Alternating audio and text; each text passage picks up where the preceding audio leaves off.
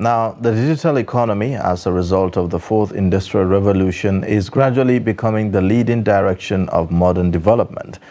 Digitalization is becoming an integral technological platform capable of uniting all subjects of the market era into a single economic mechanism.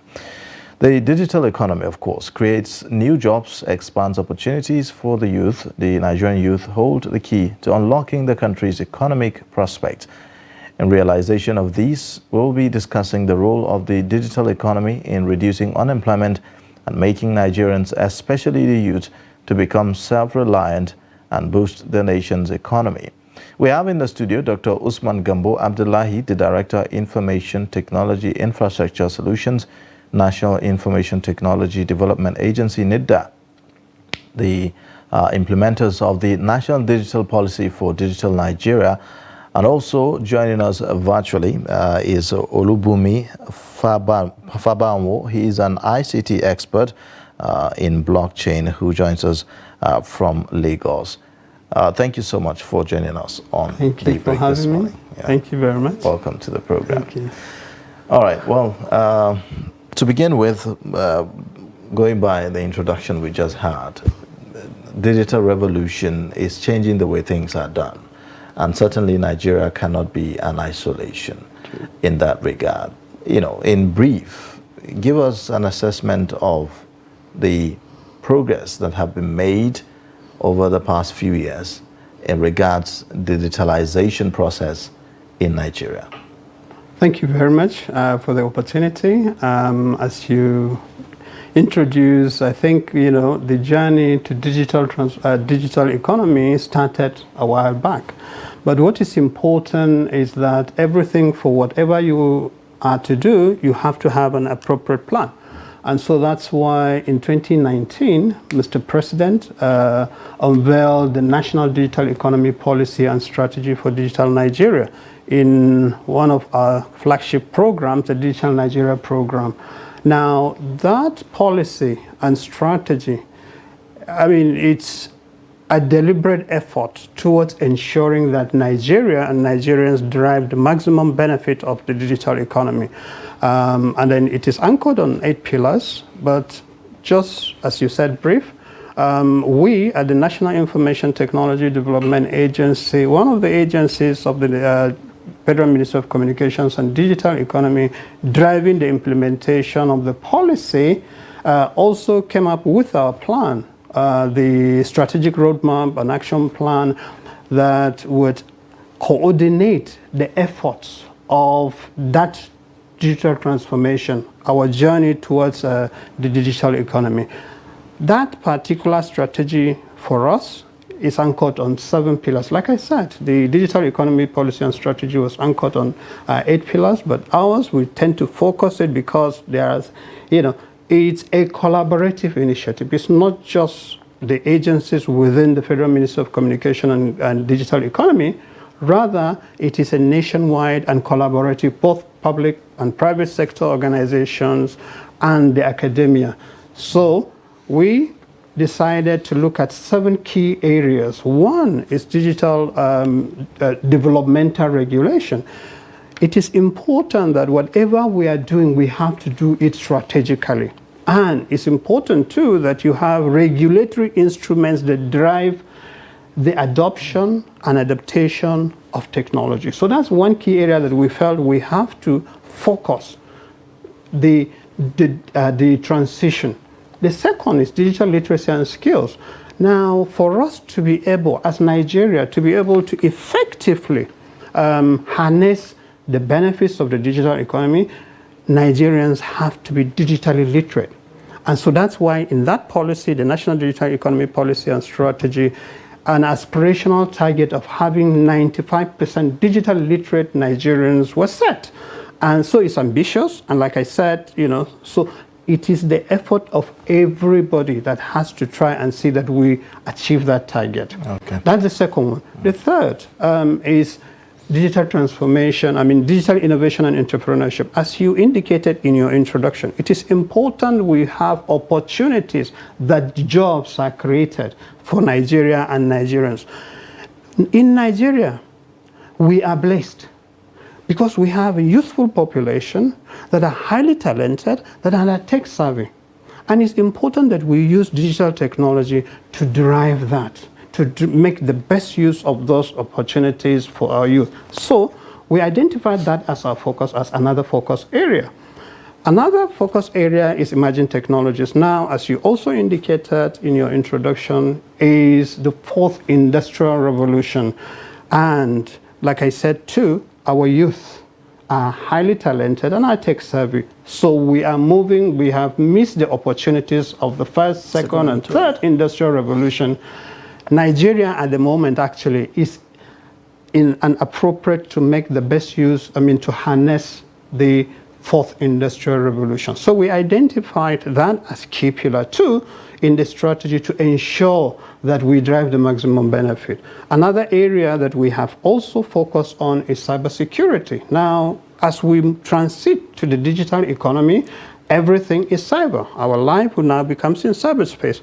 So it's important that we have initiatives, policies, and guidelines that makes Nigerians derive maximum value in the digital space. So cybersecurity is key. And like I said earlier on, all these initiatives are not individualized, and not NIDA. NIDA is just anchoring, coordinating that. But all relevant stakeholders are involved.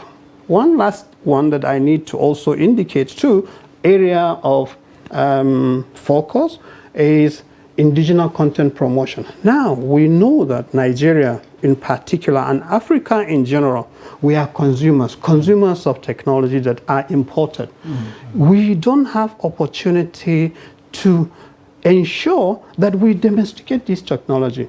And so we identify that as an area of focus too, for us to be able to make the best use so that we can transfer the technology. We can, government, because provides an enabling environment that will facilitate the development of products and services, technology-based products and services that we then consume what we produce and produce what we consume. So these are some of the key areas that we have focused on.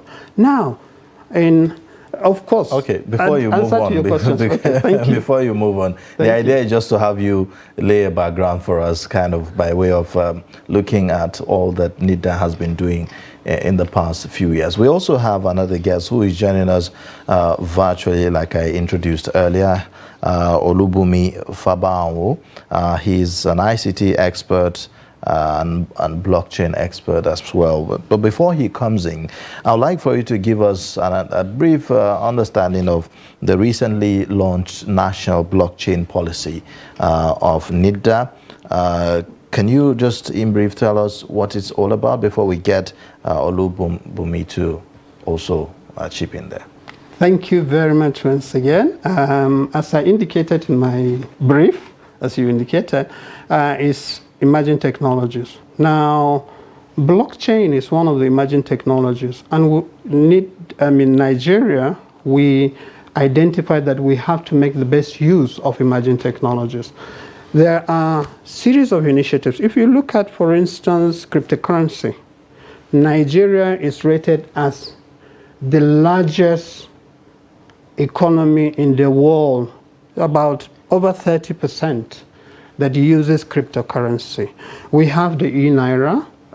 Even though the uptake of e-Naira is not encouraging, but it's there. And we felt that it's important that we create a policy that will make the development, make Nigeria make the best use of that technology. So, and that is the basis upon which the national blockchain policy for Nigeria was conceived and then launched and unveiled. So we developed that policy, ensuring that we create opportunities for the talented youth to make the best use of the technology. And that is why that policy was created, and an implementation steering committee that consists of all stakeholders, both public, the government, the private sector, the academia, because it's important for research, us to continuously carry out research.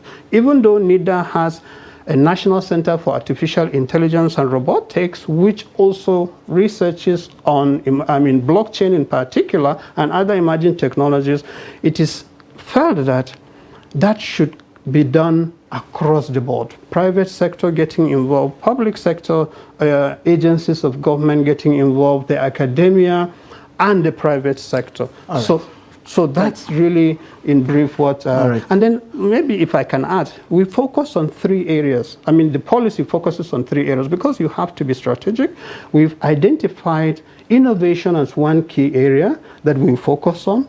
Then capacity development is another area. And then the utilization of the technology, particularly in private sector, utilize the technology, but public sector organizations utilize the technology as well. So these are the 3 key areas that the policy focuses on. Thank you. All right, thank you. Before we get back to Olubunmi, I understand that there have been some hitches with his connection. Once we restore connections, all right. So Olubunmi, I understand you are back. Good morning. Yeah. Morning. Thank you very much. Hi, everybody. I've been listening to Dr. Usman. But my question to you would be, we have seen, even before the government made attempts to now begin to harmonize and coordinate activities in this sector, we have seen that young Nigerians have taken the lead in embracing technology, whether locally built or foreign, and they seem to have sort of seized that space with loads of innovative ideas and wanting to key in several things. We know how much the fintechs have attracted into this country, into Africa, if you like, in general. Does it feel like regulation is lagging this innovation? Is the regulation from government catching up with this innovation such that it will provide the kind of anchor that is needed for Nigeria to draw a lot of benefit from this sector? You are privy to the kind of war of words that went out when the CBN said we don't recognize cryptocurrency and all of that, and all of the instructions it gave to bank to block accounts that are tied to crypto transactions before we started seeing NIDA and SEC lead innovations in that area by setting out frameworks and all of that. How do you think the government can lead in regards to what Dr. Usman have said? All right, thank you very much. I think that's a wonderful question. And before I go ahead, I'd like to really applaud NIDA and say that Dr. Usman, I think that NIDA is doing a great job, especially with the blockchain policy. Of course, there are a number of places that are not covered, but I feel like that's good progress. And I would like to agree with a lot of things that he had said, because I've been a very strong follower of NIDA and the progress. I would say it's great progress. We can always do more. We can always scale, because it's very important to scale at the capacity which we are moving. We are moving like we are a small country. We're a country of over 200 million people with a teeming youth population of over maybe 60 or 70%, and 55% of them are unemployed. So it's obvious that we need to scale, and I'm sure that that's already in the plan. So that's applauding you. And in terms of regulation, that's to your question. There was a broadcast that went on just before we came to this program that talked about government and regulation getting to catch up, playing catch up at every time. Regulation and innovation are supposed to work pari passu. They are supposed to work hand in hand. And I would agree. I would say that regulation has actually been trying to catch up with innovation. You would see that a lot of the regulatory policies do not, or are necessary, they are stifling innovation, especially say in the fintech space. I would say that, yes, of course, regulation, we are trying to put a lot of things in place, put policies in place. We are just catching up. And I feel like that is drawing us back. I would say that young people, we are very resilient. Nigerian youth are very, very resilient. So we've not waited for the government to be able to do a lot of things. But the least that the government can do is sit down and look at how you can help improve on the innovation that has been created, not stifling it. You mentioned the crypto space. It's understandable if a government decides to put a pause on a particular innovation that they see that will hamper the progress of the country generally. I totally agree with that. However, I think it is high time everybody sits down and see how, we can move on, we can move ahead. Because like Dr. Usman said, blockchain is a revolutionary technology and it's not going to wait on anybody. And we lost out on the initial 3 revolutions. And this is a good opportunity for us to be able to catch up with the 4th industrial revolution. So we would not like it that is regulation that will be taking us back or hampering us. So it is very, very important that regulation and innovation work hand in hand. Just the same way NITDA has been doing. Of course, it's an agency, but I feel like other regulators can take a cue from that and bring in private sector players, bring in people that are actually knowledgeable about this technology. Get everybody to sit down and let's discuss sandboxes. Let's discuss regulatory policies that would help improve on innovation. So I think that's what I would say. Bumi, just to provide some perspective before we move on, do you, say for what you have said about NITDA and its approach, especially in having a two-way conversation, do you get a sense that the people in government, especially in areas where you think we could do more, do not really understand the potentials that this sector can bring, and therefore it has impacted on how that handshake, that important handshake needed to have taken place? Are you, on your part, making efforts to meet them halfway? Are they meeting you halfway, or is everybody staying in silos and saying, no, we mind this sector, we don't trust what you are doing, we don't understand what you are doing, until we are comfortable with what we do, we are not going to shift ground? Okay, so first, from my opinion, I think that the people right there are not knowledgeable about this thing, about the technology, and maybe they are not just willing to sit down with people that are actually knowledgeable. And you would agree with me that one of the biggest problems of our countries, or one of the biggest challenges, let me say, is the trust. The people do not necessarily trust the government, and hence they do not wait for the government to do things for them. And this is historical. I'm sure that is going to change. I'm sure that we are a developing economy, so things like that are bound to happen. However, people do not trust the government's policies. People do not trust the government to come through for them. And this is me speaking in the simplest lingua. So people would go ahead to innovate. People would go ahead to sell their innovations or solutions to other clients, rather than come and sit down and call on government structures and say, look, this is what I've created. Why not adopt this? Or why not create a particular regulatory policy that can promote a product like this or what I've built? So that's why you find out that we are exporting a lot of talent. Most of the biggest cybersecurity professionals, most of the biggest blockchain experts are from Nigeria. You see Nigerians are leading the space in a lot of, even in AI, in several parts of technology of the 4th industrial revolution. You see that Nigerians are leading.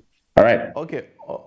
All right. I'd like for us to touch the specifics, if you may. Are there certain areas, the gray areas, that you think needs attention, that you could say have been sort of impediments for people like you in that sector, in the way you do things? Maybe you don't find the necessary environment, specific areas.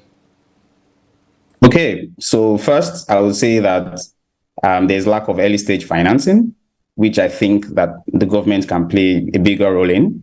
We do not necessarily need, VCs from outside to come and fund fintech startups. We do not need we do not need private investors to do this first before the government begins to look at it. So first thing is the early stage financing. Why does the government not say, look, I'm going to have this particular investment, reasonable investment, that is going to go into fintech, fintech startups, for example, that is going to go into edtechs. Dr. Usman had already spoken about the need for education and digital skills training. Of course, there are a lot of indigenous edtechs that can do this for us, that can help us to educate as many as millions of Nigerians, millions of young people. So why is the government not saying, I'm going to put some investment down into edtechs, I'm going to put investment into fintechs, I'm going to put investment into blockchain startups, start building solutions for Nigeria. We do not need to wait to export some of these solutions. There are brilliant people that can get things started. There are brilliant people that have ideas. I'm just... All right. Well, let's come back to Dr. Usman here in the studio. I'm sure you followed him all through. I have. In all the plans, in all the policies, some of them that you have reeled out earlier when you were speaking, is there a deliberate attempt to touch on issues such as he raised, the issue of early stage funding, for instance, for fintechs, for tech experts and the rest? Thank you very much. I think it's always good to have this kind of interaction. Why? Because there seems to be, of course, as he indicated, I'm glad that he indicated that we in NIDA, the approach for us is developmental. What we do in terms of creation of policies, regulatory instruments, is to engage all stakeholders. Because just as he said, we don't claim, knowing everything. Those that are within the industry know it better. So we co-create regulations. Now, you may be aware of the Nigeria Startup Act that was signed into law. Now, in their act, I'm glad all these things are coming up. So we co-created the Startup Act to support startups in Nigeria. One of the key areas that we identified, of course, we in NIDA, yes, unfortunately, because of lack of those capacity, lack of funds, we take Nigerian startups on a yearly basis to series of international events. Why? Because of these challenges that we have, because you need funding, and for us in NIDA, we don't have sufficient funds to be able to accommodate. So we create opportunities for them. And wherever we go, because of the talent, because of the capacity of Nigerians. In fact, we attract investors. So if you look at GITEX Gulf Information Technology Exhibition, almost everywhere we've been to, we've been going to GITEX for a very long while, and every year our startups, win first prizes in most cases, and they attract investment. So the Nigerian Startup Act, government was deliberate, set up a special, startup funding that will be managed by the Nigerian Sovereign Wealth Authority. And that government will be injecting, I think, 10 billion every year to that fund. And startups, a startup portal will be created such that all the startups can register and be able to access not only the funding, but also other opportunities. Because the key thing, the most important thing, as he indicated, is utilization of the technology. And that is one area that really we are making deliberate efforts to ensure that particularly government, patronizes those innovations that are coming on board. Government provides fund, and government provides opportunities for the startups to create solutions for government. But these startups we are talking about, it's more generalistic, isn't it? Is it targeted at people in tech, such as? Yes. Of course, for us, we focus on tech startups. So it's just focusing on tech startups. So there are other initiatives that captures other startups, general startups in terms of, but technology is really different, I would say, because technology is pervasive. It is in almost every sector. So we have, startups in education, startups in health, startups in agri, startups in the oil and gas, all that make the best use of technology. Because these technologies are not just, you just focus on information technology or ICT and then do that. No, it's across all sectors of the economy. Right. So as long as there is the application of digital technology, that qualifies the startup to being funded for those initiatives. So, Doctor, before we come back to Bumi, in your opening remarks, you talked about pillars and all of that, and now in expanding your thoughts, you talked about startup in various sectors. From what you do at NIDA and the kind of interaction you seem to have with other government agencies, especially those critical ones, education, health, do they understand how much the adoption of this innovation can double output, can increase efficiency? I mean, in the hospital management, but we understand today that you can go from Gwagwalada to Abuja, and your records as you arrive, if they put in your PIN numbers, they can access all the records and medical information without having you to transfer papers and all of that from point A to B, which is one of those things we are talking about. But you saw during the COVID era, when movements became completely impossible, private universities migrated online. And the public universities were telling us they needed infrastructures in the region of hundreds of billions to be able to simply offer lectures online. Wise businesses that were smarter, even private nursery schools had all migrated online. Does it suggest with those kind of comments from your interaction with them that people even understand that they can scale whatever services they are offering by merely adopting innovative solutions that are readily available if they are willing to just come out of their cocoons and extend and open up themselves to the world or to some of the things you are doing? Thank you very much. Well, I mean, you're right in saying that. I mean, that's a challenge. That has been a challenge. And, you know, things are changing because we identify that, you know, it is important that you sensitize. You start by sensitizing the public sector organizations. And so we've been deliberate in that, engaging critical stakeholders in all the sectors. In education, we work very closely with Federal Ministry of Education, as well as the, you know, parastatals within the ministry. In the health sector, we do the same. In the oil and gas sector, we do the same. We have, you know, the ministry, you know, as well as the NNPC, or as well as other parastatals. So we do this, we engage. However, in some of the sectors, particularly for the oil and gas, they have really progressed exponentially, because if you look at it, the adoption and utilization of technology is immense in that sector. However, in education, I mean, we are trying, in education, because just as you have indicated, during the COVID era, we were challenged because, you know, of course, but the Ministry of Education came up with kind of initiatives such that, yes, even though the technology is not there, so they created a portal and made it available to everybody. And there is massive kind of information. And the good thing is that the content was developed locally. So they engage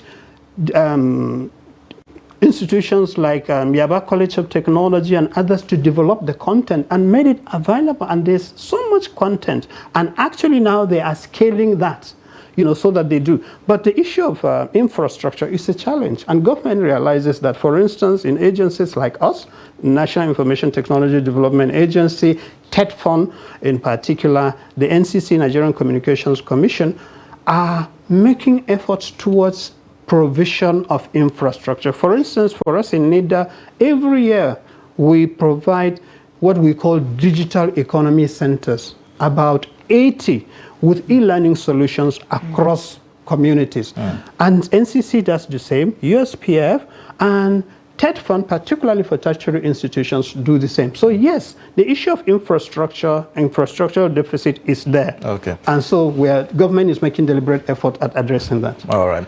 Let's talk about digital literacy at the rural level.